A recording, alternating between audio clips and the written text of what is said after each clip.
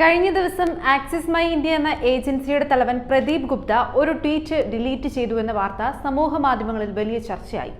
അഭിപ്രായ സർവേകളും എക്സിറ്റ് പോളുകളും നടത്തുന്നതിൽ വിഖ്യാതമായ ഏജൻസിയാണ് ആക്സിസ് മൈ ഇന്ത്യ.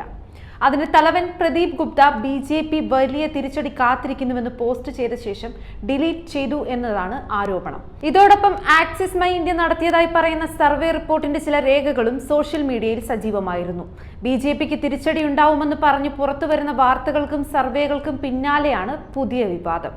400-ലധികം സീറ്റുകളുമായി വീണ്ടും അധികാരത്തിൽ വരുമെന്നാണ് BJPയുടെ വാദം. ഇതിനെ സാധൂകരിക്കുന്ന തരത്തിലായിരുന്നു ആദ്യകാലത്ത് പുറത്തു വന്ന സർവേ ഫലങ്ങൾ. പൊതുവിൽ BJPയെയും മോദിയെയും അനുകൂലിക്കുന്ന മാധ്യമങ്ങളാണ് സർവേ ഫലം പുറത്തുവിട്ടത്. എന്നാൽ അബ് കി ബാർ 400 ബാർ, ഇത്തവണ 400 കടക്കുമെന്ന ഡയലോഗുകൾ യാഥാർത്ഥ്യമാക്കാനുള്ള രാഷ്ട്രീയ പരിശ്രമം BJPക്കില്ലെന്നും തെരഞ്ഞെടുപ്പ് പോരാട്ടം കടുത്തതായിരിക്കുമെന്നുമാണ് CSDS ലോക്നീതി പോലുള്ള സർവേകൾ പ്രവചിക്കുന്നത്.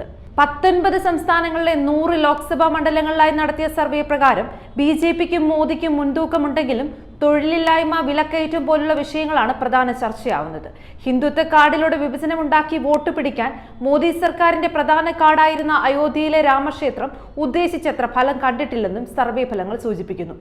ഇന്ത്യയിലെ വോട്ടർമാരുടെ പ്രധാന ആശങ്കകൾ വിലക്കയറ്റവും തൊഴിലില്ലായ്മയും അഴിമതിയും ആണ് എന്നാണ് ലോക്നീതി സർവേ ഫലം. ട്വീറ്റ് ഡിലീറ്റ് ചെയ്യുകയും തങ്ങൾ എക്സിറ്റ് പോളുകളാണ് നോക്കുന്നതെന്ന് വിശദീകരിക്കുകയും ചെയ്തെങ്കിലും axis my India managing director Pradeep Gupta മറ്റു ചില കാര്യങ്ങൾ മാധ്യമങ്ങളോട് പറഞ്ഞു.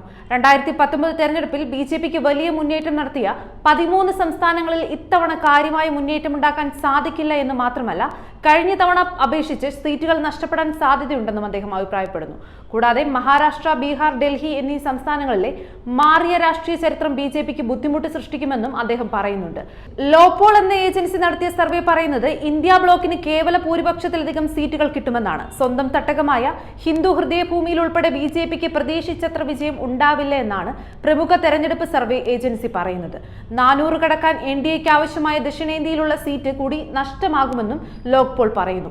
2004-ൽ സമാനമായ സാഹചര്യമായിരുന്നു. വാജ്പേയി സർക്കാർ വീണ്ടും ജനവിധി തേടിയപ്പോൾ വലിയ ഭൂരിപക്ഷമായിരുന്നു മിക്ക സർവേകളും പ്രവചിച്ചത്. എന്നാൽ കോൺഗ്രസ് ഏറ്റവും വലിയ ഒറ്റകക്ഷിയാവുകയായിരുന്നു.